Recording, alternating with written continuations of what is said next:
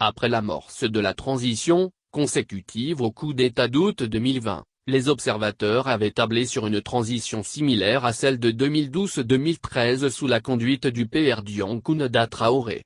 Mais, c'était sans compter avec la détermination du chef d'alors du CNSP, le col Assimi Goïta, qui était en ce moment vice-président aux côtés du président Bando. Décidé à jouer le premier rôle et insatisfait de la méthode du duo Bando-Mokhtar Wane, le col Assimi Goïta est intervenir, en mai 2021, par un coup de force pour amorcer ce qu'il est convenu d'appeler la rectification de la transition, pour reprendre toutes ses cartes en main. Mais cette phase de rectification censée passer par des réformes majeures est plutôt laborieuse avec des épreuves et des tensions entre le pays et ses partenaires internationaux. Ce qui fera que, par exemple sur le plan du processus de paix, le pouvoir du col Assimi Goïta fait face à des velléités de radicalisation des mouvements signataires de l'accord pour la paix et la réconciliation issus du processus d'Alger. Car, conscients des obstacles à la mise en œuvre de cet accord, les ex-rebelles se sont inscrits dans une sorte de marchandage afin de peser sur la volonté de création de la fantomatique République de l'Azawad. C'est dans ce sens que la coordination des mouvements de l'Azawad, CMA, a, il y a quelques jours, sonné le grand rassemblement de ses forces et nommé un chef d'état-major militaire, après avoir affiché son hostilité à des armées.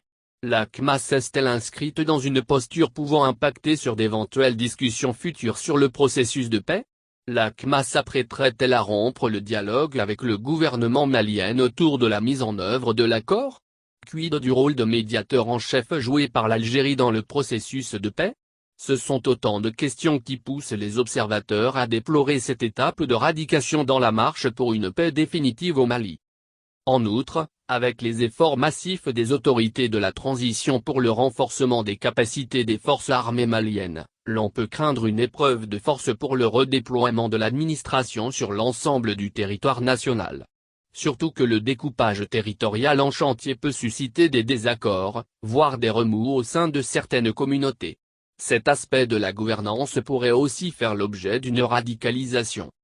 Par ailleurs, inquiets des divergences de vues sur la gouvernance de la transition, les états-majors politiques pourraient se radicaliser aussi pour pousser le pouvoir de transition à renouer avec les normes démocratiques. Quid des libertés publiques et celles politiques menacées par un pouvoir militaire intimidant? Que dire des menaces qui pèsent sur certains leaders politiques obligés de s'exiler? Tout ce tableau pourrait pousser les acteurs sociopolitiques à une forme de radicalisation. Ce qui ne facilite en rien la concrétisation des appels à l'union sacrée au chevet du pays en crise multidimensionnelle depuis 2012. Sans compter que l'option de rupture avec la domination néocoloniale de certains partenaires occidentaux est un facteur décisif de la radicalisation du pouvoir de la transition en cours. Comme quoi, à la rectification vient se greffer la radicalisation de la transition. Pour peu que cela conduise à la recherche du bien-être exclusif des Maliens ou pour la concrétisation du Mali qu'Ura appelé de tous les vœux.